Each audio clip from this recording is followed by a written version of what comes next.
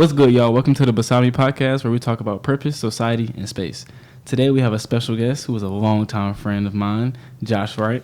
And I'll just let you introduce yourself. Give us your name, what you do, where you're going. All right. And just one cool fact about you as well.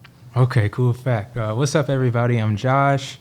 I am from Durham, North Carolina, and I just graduated with a bachelor's degree in psychology from NC State. Here soon I'm going to Wake Forest to study clinical mental health counseling, so I'm going after a master's degree. And a fun fact about me, a cool fact, I love mini golf.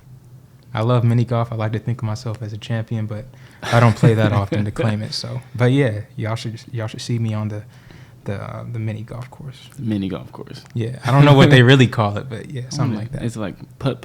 Yeah.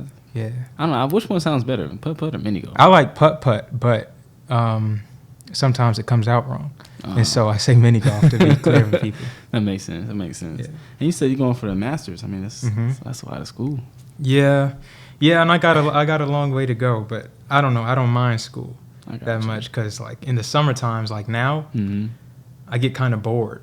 Like I work and everything, but once I'm off, like I don't know what to do. Whereas with school, like it's kind of like that structure. Yeah, it's structure. I know what I'm doing. I got a schedule and everything. Yeah. I know what needs to get done, and I do it. So right, that makes sense. So is you going for PhD too, or are you just? That's the plan for now. Okay. Y'all tune back in 2 years. But that's the plan for now. But that'll be after the masters, and so the end goal, I want to be a sports psychologist. Ooh. And so in order to become a psychologist, I do need a doctorate degree. Gotcha. I'm focused on the counseling and the masters right now. Well, that's lit though. Yeah, that's needed.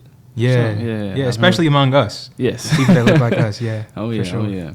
So man, we're gonna jump in right with the first question. I'm gonna call this the fear episode. I don't want to make it seem like a scary or nothing, but no, it's gonna be scary for real. But just a little bit. So, what is your definition of fear? My definition of fear. I like to think of fear as being both an emotion and an obstacle. And it's an emotion and an obstacle that can hinder someone from taking a next step, whether that next step is scary or risky or like even what you see in movies, dangerous. And so it's something that can hinder people from going further, whether it's meant for them to go further or meant for them to stay where they are, whichever one, depending on the context. But yeah. Okay, got you. And I'm just going to give a quick textbook definition or a Google definition of fear real fast. So fear is an unpleasant emotion caused by the belief that someone or something is dangerous, likely to cause pain or a threat, which I think I can agree with, especially when it says belief, because not the stuff we fear, is because we believe, right, or whatever. Also, the fear of pain thing that it mentioned in there. Yeah. Like, people don't want to get hurt. Yeah. So they don't. They're fearful of that. That makes sense. Yeah. I mean, because unless there's somebody crazy out there that likes pain, but you'd be surprised. Man. Yeah. We live in a crazy world. We do, but nobody ever wants to get hurt, or especially when it comes to their life, one of those right. So they fear that type of thing. So me, I would say, my definition of fear is just being afraid of or being weary, I guess, of what you know and don't know, if that makes sense.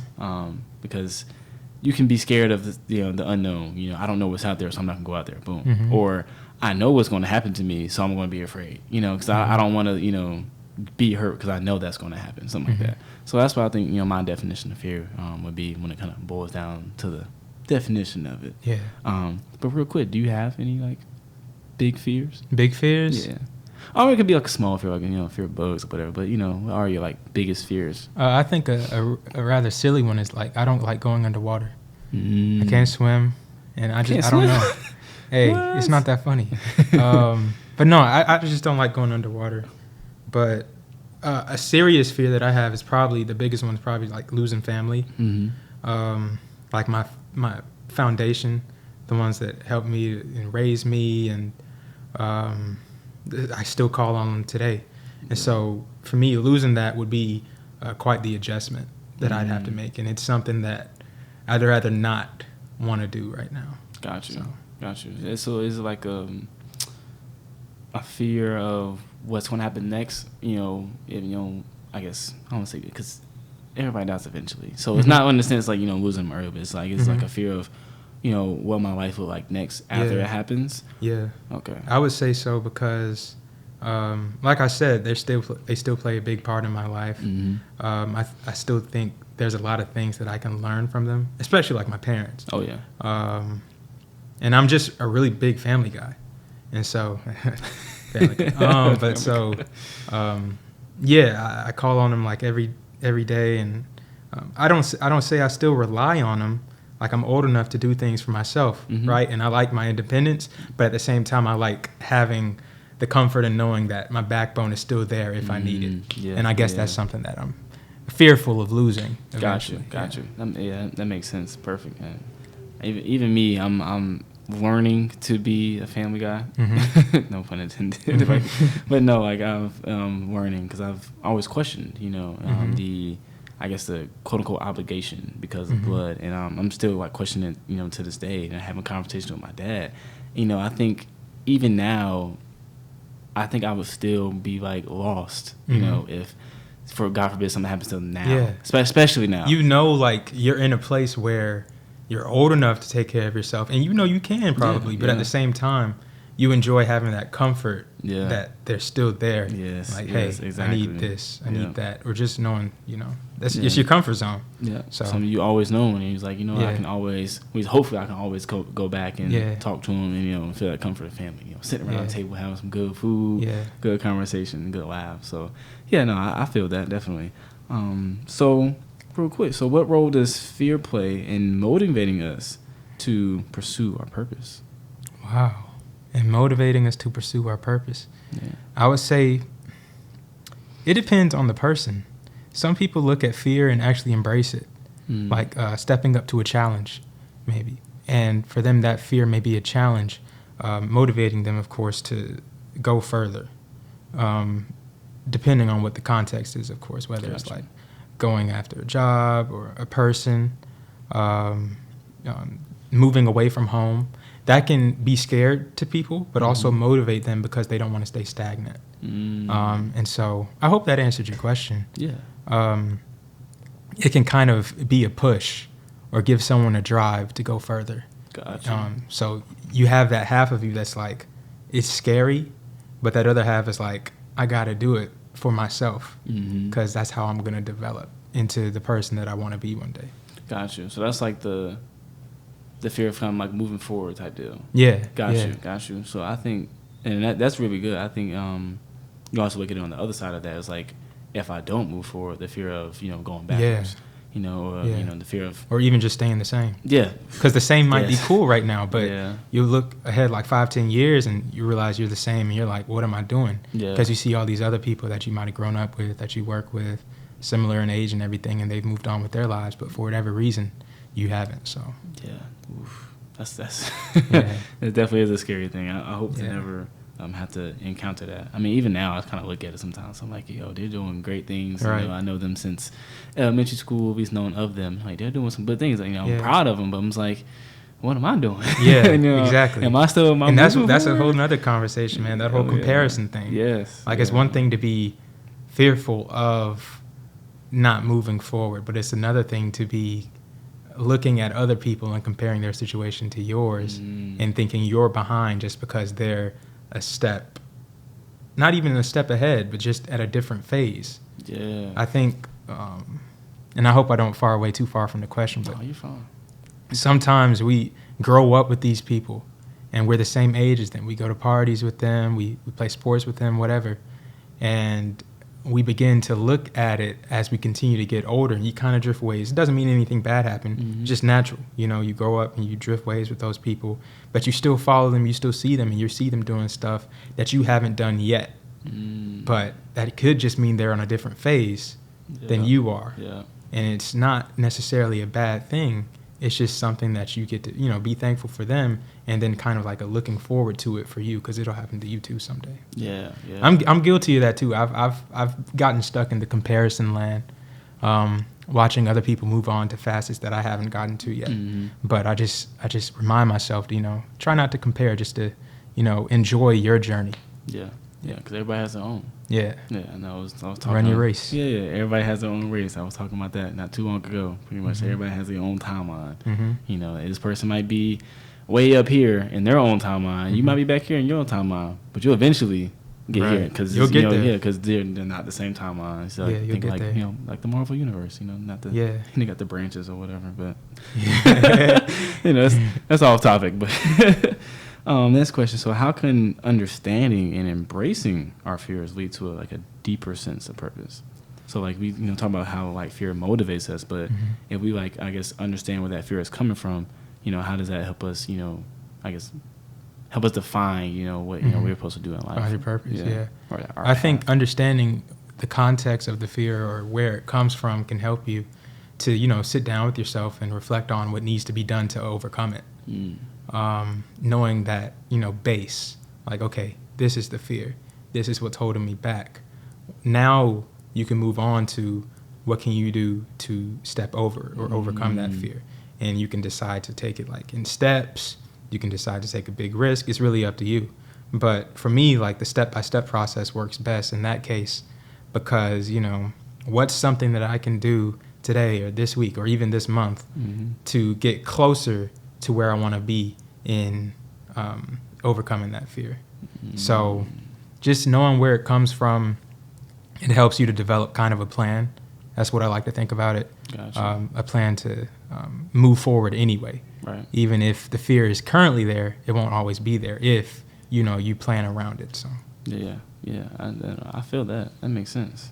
Yeah, because once you get to understand, I guess where that fear is coming from, and putting the context around it and grounding it, I would say, to whatever it is, then you can start and move forward. Because if you start moving forward without understanding it, then fear probably will still be there, and you wouldn't, I guess, overcome it fully. Right. It might be like that little something in the back of your head, nagging at you because you haven't took the necessary steps, started from the beginning. So where do you think it would come from? Like fear in general? I think it comes from, that's a good question. But I would say it comes from, depending on the type, like we talked about, the unknown and the known. I would say the known fears would come from an experience base because I've seen this happen to other people. Exactly. Or something like that. Too. And you're like, well, I've seen this happen. I don't want that to happen to me.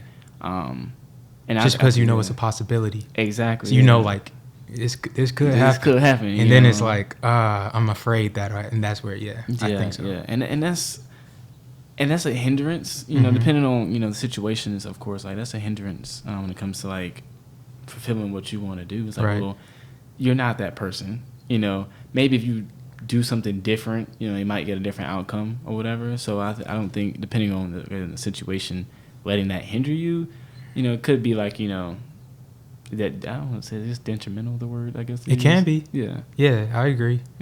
Yeah, if you allow it too long, if it's a problem and then you allow it to continue to be, it can be detrimental. Yeah. I think so. Yeah, that's a good one. But I think when it comes to unknown, though, I feel like, in a sense, everybody kind of has some type of that unknown. Yeah, the and unknown that you fear, don't know it until you're face to face with it. Yeah, and you're like, oh, okay. Okay, wait, I can't do that. I can't. Nope, I can't do that. Or it's or you realize and you're like, maybe I can. It kind of depends, I guess. But no, that's. Oof, fear of the unknown is it's weird because it's really hard to quantify it. Yeah, that's scary. It's called the unknown for a reason.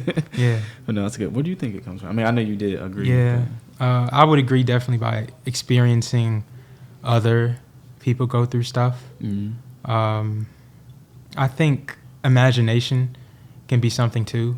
And if you let it get too far-fetched, you could talk yourself out of things. And you could make it worse than it actually really is. Right. And so I would say experience, and then not imagination, but overthinking. And that's something that I'm working on currently. The whole overthinking thing for years. I overthink things, man. And sometimes it's not bad, right? Because you're being careful about the next steps, right? Because I've never been one to rush into anything either.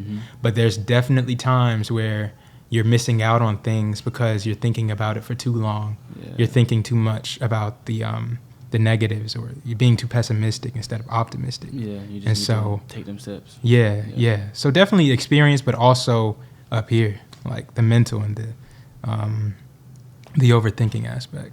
Oh yeah, I can agree. Especially the overthinking is huge, because I don't call myself an overthinker, but I call myself I just call it thinking about all the possibilities. Yeah. But pretty much, it's like. And when you say it that way, you're like, well, that's not that bad. That's not that bad. I definitely get what you're saying. Yeah. And there's definitely times where sometimes the right thing is right in your face. You're just afraid to approach it. Yeah, so. Exactly. Yeah, because he's like, if I do this, and maybe, I don't know, well, if I try this, if I don't do this, and that, so if they do, so it's like all those, and I just be thinking, and I'm like, okay, boom. So now I'm not really surprised necessarily what happens, but then I might have took too long thinking about it. I'll add to that, possibly, like, even the fear of making the wrong decision. Yeah. So you made your decision, and now you're at the point, like, did I do this right? Is there a way I can go back? Like, kind of that wanting to turn around type of deal. And so, and that can happen by experience too. You could have made a wrong decision, and you know that now, and you're afraid to do another one. Right? But, life moves forward, and you still got to make other decisions. You still got to keep moving. Exactly. And so, it's a fear of doing things wrong. And not realizing that you have time to either fix or do the next thing right. So. Oh yeah, that's big. Oof. I think about stuff like this, man. I'm no expert, but I don't know. That's just what I think. I don't know, man. You got a degree. Psychology. Yeah. If only employers would realize that. We'll get there. We'll get there one day. Well, how can aligning our fears with our purpose empower us to live a more fulfilling life? If there is a way. How can aligning our fears help us to fulfill our purpose? Well, aligning our fears with our purpose. With our purpose? Yeah, so I guess when you ground your fears and see what, what they are, and I guess in a sense, and then you kind of put let's say you put your path first or whatever, and then I guess the steps, boom, and then that's your fears there align with your purpose. Is that, I guess, can that help, empower us to live more fulfilling life? Or is it is that a bad thing? Is it a good thing or a bad thing? I wonder. And if it is, I don't think it's a bad thing. Yeah. I don't think it's a bad thing. I think if you decide to do that, especially if you do it early, you're going to have fears, but you're not going to let them stop you. Like, if you align the fears with your purpose, it's kind of saying that you're going to move with the fears anyway. Yeah. Like, the fears aren't going to hold you here. You're going to keep going anyway, even though, they're still there, if that makes sense. That makes sense, yeah. And so I actually think I like the way you said it, it's a good perspective to have. Because you're acknowledging that there are going to be fears, there are going to be steps that you've never taken before, and naturally you have your fear or questions or concerns about if this is going to work, if this is going to happen. But it also keeps you on your toes, right? It keeps you alert. It keeps you thinking about the decisions that you make. You're not just doing it off of a whim. You're thinking, and it goes back to the whole overthinking thing. But at the same time, you're thinking about both sides of it. But you're not thinking about it too long because you're continuing to move. So. Are there certain fears that are essential for us to confront in order to fulfill our purpose? Maybe starting off, and you're like, is there something that humps or whatever fears that we should encounter, to be able to keep moving forward? If so, some sort of setback. Some sort of setback. I feel like once you get to a certain point in your career or on your life's journey and you haven't experienced any setback, the later it gets, the harder it's going to be to overcome it when you realize that you're actually having a setback. That makes sense. Now, not everybody has a rough path or, experience a setback early. Maybe you just have it to where, everything that you're trying for is coming to you.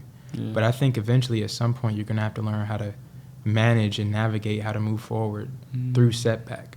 And so I feel like for the people that do experience it early, it may hurt, but what doesn't kill you makes you stronger. Exactly. And they're getting stronger because they have a couple of options. They can sit and allow that setback to set them back, Right. or they can move through it. And the earlier you realize how to do that, the better you'll become at it when it comes again in the future. So I would say setback is one.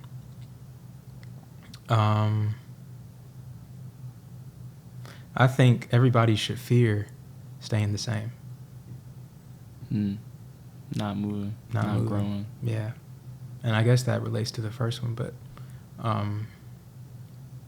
I think everyone should fear staying the same because, you know, life has so many different opportunities to meet like everybody's interest. Like there's no interest that's impossible. Yeah. It may be difficult, but it's possible. And so if you allow a fear to keep you where you are instead of going after what you really want to do, yeah, I think that could become a problem. That's good. Mm-hmm. Yeah, because no interest is impossible. I mean, unless you have an interest in flying, probably. You know, that might be. But you can find your way around it somewhere. Hey, become a pilot. Yeah. You're flying. Yeah, you're fine. You're in midair. Yeah. But yeah, no, that's really good because there are a lot of things that we have now that was a impossible thing. I mean, like Google. Yeah, all right, cell phones. Ooh, snap. But yeah, Talking like about cell flying phones. cars and stuff. Yeah, like all that was like an impossible thing that somebody was like, ooh, what if this happens? And then, you know, they put in the work and, you know, the fear of it not working was obviously in their brain. And especially with the way people work in society is they're going to put you down, you know, any chance they get. So it's not just the fear of it might not work. It's the fear of, you know, once I fail, you know, how would certain people look at me? Which, you know, we all kind of fall victim to think about how other people think about us. Yes. Which, you know, even though we can say, like, no, I don't care what they think. Yeah. And a little bit, you really do. Just you can have all the people in your ear be like, you know, do you. Do you. Don't worry about what other people think. Yeah. And that's great advice. But to actually do that is difficult. Yes. Because society, like, think about how big social media is now. Oh, yeah. Like, posting and videos. We talked about TikTok and all of that. Like, living up to other people's expectations, that can be scary. Yeah. Especially if you think that that's what matters instead of what you want to do for yourself. Yeah. So. Yeah, that's why I don't want to be famous.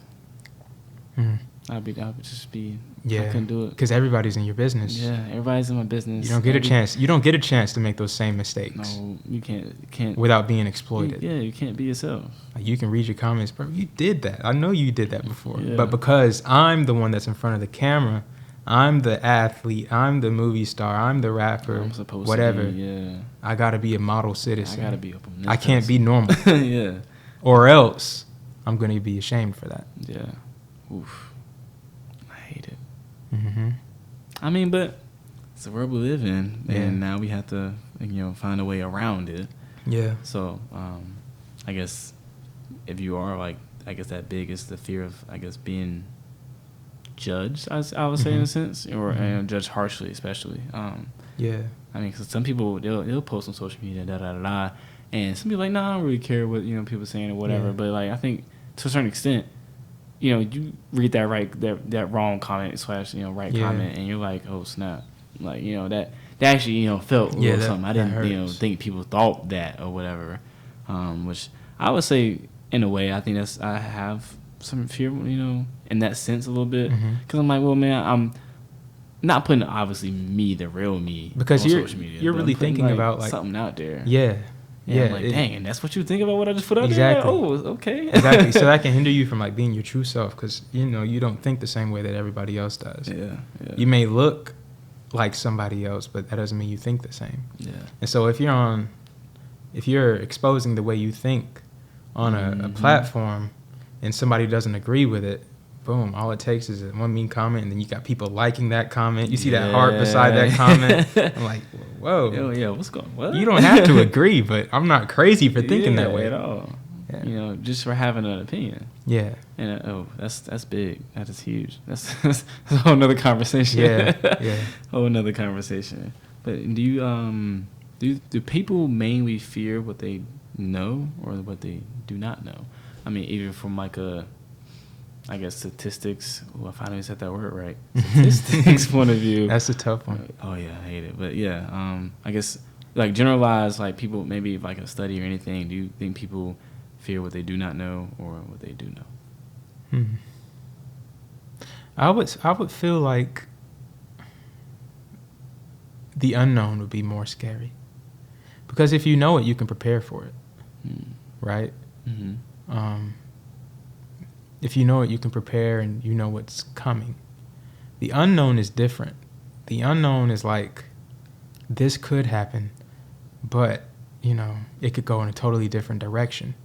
And the scary part about that is you don't know which one to prepare for. Like me, I use the word prepare a lot because I like to prepare. Like I'm the type of person that writes down what needs to happen in a day for me to feel like good about that day at the end of the day. Yeah. That's how I do with my schoolwork. It's a productive day. Yeah, like production, yeah. And so, and I'm not afraid of school or anything like that, but if we're using that same example, it's like an assignment popping up at the end of the day that you had no idea about, compared to an assignment that you had 3 weeks ago, that was assigned 3 weeks ago. So you've had that 3 weeks to do it, but now you have this pop quiz due at 11:59, and you haven't studied for that. You're not ready for that. So, and it's you didn't know about it. It's a pop quiz. So I don't know if they do pop quizzes virtually. Yeah, that might be an in-person thing, but that'd be crazy. Yeah. Oof. Pop quiz virtually. Yeah, Imagine you get a notification. You just get an email at 4:00 p.m. say, "Hey, this is due at 9." Oh my gosh. Get done. We might get there. I hope not. We might get there. Everything else is online. That'd be crazy. Yeah. Oh my gosh. But then again, you know, and well, never mind. What? It's online, so you know, there's ways around it. But Quizlet. yeah. Yeah, that definitely. I mean, it goes depending on the type of pop quiz. You know, you gotta show your camera and all, and you're like, you can't just sitting there looking like this the whole time. Yeah, they gonna know, obviously. I can agree, but I had a thought. Mm-hmm. So, what about the fear of the known unknown? What do you mean by that? Let me be clear. What do you mean by that? What you mean by that? So like. So I was thinking, so in space, you know, you got black holes, right? We know that if you go in a black hole, you ain't coming out. But at the same time, there's like, right? Do they really exist? Yeah. So it's like, so it's kind of like it's known that a black hole will, you know, immense gravity. You go towards one, you go close enough, you're getting sucked in, you ain't coming back out, right? But then we know that, you know, the law of, you know, conservation of mass is like. Mass is never, you know, destroyed. It's just always there. It just gets transformed. So where is that going? Because you don't know where. Is it just getting sucked up and then getting put back out? Is it just going somewhere else? Yeah, so it's like so it's like an unknown, but you know that you're not coming back out. Yeah. But the unknown is like, okay, well, come out. That's it. Yeah. So you really don't know what's going on beyond that. And the only reason I kind of thought about the known unknown was because of a song my cousin actually made. Because he's a rapper. And it's, you know, it's about love. How love is a known unknown. What's his name? J Gun. Joshua Gunn. Shout out J Gun. Yeah. That's the man right there. He has some really good songs, really deep. And he had a proper song, North Cac. I don't know if you heard about that years ago. Yeah, that was him on the second verse. Okay. Yeah. Oh wow. Yeah. I'll be humming that sometimes. Yeah, but he mentioned like in that song was like how love is a known unknown. Like everybody knows like love, like you know kind of the gist of it, but the unknown is like, I guess the extent of it, if that makes sense. Like I guess when you apply that to fear, it's like you know the fear here, but the unknown is how far it goes. You know, so like I guess how much damage can be done if you know you come across it, or how big that fear really is. You know, so like it's kind of weird because I guess in a way there will always be like the unknown part of it. Like you know it, you know, probably boom like this. But there might be another side to it that you really really don't know yet. You have to discover it or something. I don't know. Right. I think the unknown in a lot of cases can be healthy. Knowing everything right away, like eventually that would get boring. Right. Kind of like watching a movie and you're sitting next to a person that's seen it 5 times. Like, be quiet so I can enjoy this experience because I want to know what happens at the end because I don't know yet. Yeah. So I feel like the unknown is similar in that way. Like, it can cause some sort of fear, but it can also be like excitement. Like, what am I going to do when I approach this new thing that I'm not sure about yet? Yeah. A lot of people can take that as excitement. Right. I mean, it's like jumping out of a plane. Yeah. It's not for me. It's not for me. I thought about it. I don't know. That's good for you. And I'll be there at the ground, wherever you. I don't know how you control where you land. Anyways, with the yeah. I have this thing, a fear, where like mine would malfunction when it's my turn to use it. That makes sense. So I'm not. Yeah. I think about that every time. I've had this conversation with a friend close to me too. So I feel you. I mean, when I start the car, I just be like, I know something wrong with it. Mm-hmm. I just know exactly, like when it rains, I know my yeah. car is going to slide. I don't slide, but it's yeah. just like I have a feeling that when I get in this car, and it's always my car. When I drive somebody else's car, it's fine. I'm whipping that thing or whatever. It has to be this car that's mine. My car. It's like, nope, something's wrong with it. This don't sound right. Mm-hmm. But it sounds like that all the time. It's just that one time I turn the music down to hear it. That's when you turn it up and you don't. That's when you're like, turn it back up. I don't hear any problems. I don't hear nothing. Don't worry about it. Then you're on the side of the road. Right. Yeah. Mom, Dad. Actually, Dad. Can you give me the number for that tow truck? Yeah, AAA. What's AAA number? What's your account number? Right. Can you give me a jump? But no, that is huge. So. Last but not least, I think it's probably the best question, on here is, can knowledge help overcome fear, or would experience be more effective? In a way, that's kind of like the same thing, because once you go through experience, then you have knowledge. Yeah, but it's like the knowledge before versus the experience going through. I understand. I would go with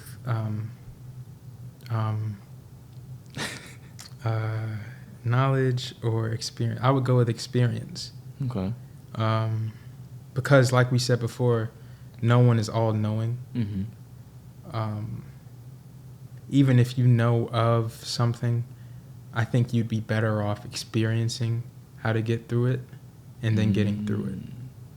Even if that first experience sets you back, now you're even more motivated to get through it again. You might not even be afraid of it anymore. Yeah. After after the worst thing happens already and you're still like not even that much affected. Mm-hmm. But now you have that experience because you've been through it before and like you can navigate this way. Yeah, you can go over this way. Whatever. Yeah. So. No, I agree. I think, the experience definitely, because like you said, once you get into it, then you actually start to figure out what's going on. And then you, in a sense, gain a little knowledge, and then you push through if you're able to push through. Yeah. Hopefully, that you can push through. Yeah. Because sitting that's there, where the determination comes in. Exactly. To, get back up and go again. Yeah, and then like sitting there and analyzing every single thing about it, having all the knowledge, you're like, well, you might not actually do it. You can have all the knowledge you want. It's like this gonna happen, or whatever, and then you could still not go in and take those steps and actually take the initiative to move forward. Yeah. Which is, it's kind of it's sad that we can be so, I guess, easy to be swayed from what we're trying to do based upon a fear. Mm-hmm. When we can just, it's not simply said. It's easier said than done. Where we can just simply go and move. And I, like you said, I think that's the best way when it comes to overcoming fear. It's easy to give someone that advice too, right? But when it's your turn to go and move, you're like, whoa, I see why they were tripping, because this is hard. Yeah, this is hard. I don't want to move right now. Yeah, but no, that's big. Because I mean, shoot, I had I wouldn't say the biggest fear I guess I've had recently was just changing my major, figuring out what I wanted to do. Now I told myself in beginning 2023 that I'm going to make a decision that's going to affect the next 5 years of my life. Mm-hmm.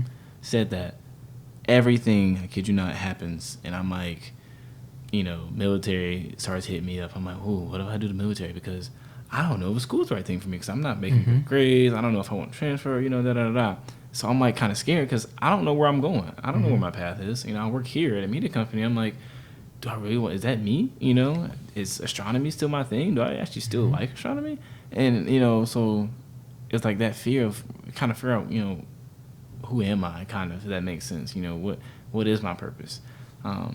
But I just had to keep moving. You know, I had to actually look at each option that came to me. Let me look at, do I actually want a full-time job? No, I do not. Boom.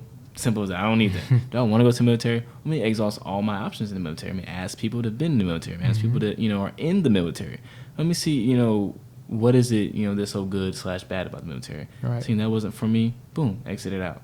You know, let me see about, you know, the space or whatever. Realize that won't for me, boom, I don't want to do 8 years of school. So, like, doing that was just, I felt like that was all like an experience thing. I just kept moving. I kept working. I kept doing, you know, being in school rather than sitting back of, oh, well, what if I do this and that. Like, no. You know, actually go through it and analyze and see and try to figure out, you know, what is it that you don't like about, you know, the option that appeared to you. It's the big thing. I think that's the biggest fear that came to me recently that I've overcome based upon, you know, using experience as, you know, the effective solution. Right. Yeah. And I like that a lot. You talked about, you know, fear regarding your life's decisions. Yeah. And how it could impact, like, your future. Oh, yeah. And that's something that everybody experiences at some point, but I like the way you took it by finding the resources that you had that have experienced those things that you're either involved in or thinking about getting involved in. And that's helping to weigh your decision on whether you approach it or not. That's a good way to approach it. Well, thank you. I like that. Yeah, I've kind of been told that I needed to start doing that. Because for the longest, I just would not listen to Greg and Mike. And I was like, no, I'm good. Astronomy is what I want to do. And they're like, I'm telling you that it's not what you want to do. I'm like, well, you know what? Let me start listening to what people say. So actually, when I started listening, stuff just kind of fell. And, you know, into place. And then really ask yourself, like, why do you want to do it? Right.